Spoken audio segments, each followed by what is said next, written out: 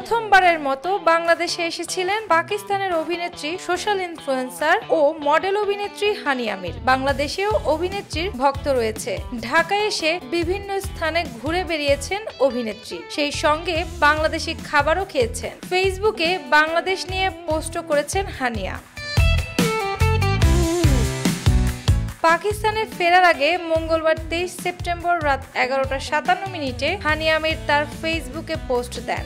সেখানে তিনি লিখেছেন, আসসালামু আলাইকুম, পাকিস্তানে ফিরে যাওয়ার সময় এসেছে। বাংলাদেশের ভক্ত ও জনগণকে বিদায় জানানো খুব কঠিন, যারা আমাকে সত্যি ভালোবাসে এবং সমর্থন করে। তোমাদের সবাইকে অনেক ভালোবাসি। খাবার অসাধারণ ছিল, মানুষগুলো অসাধারণ, অনেক ধন্যবাদ। হানিয়া ঢাকায় আসার সুযোগটি পেয়েছিলেন একটি বহুজাতিক প্রতিষ্ঠানের আমন্ত্রণে।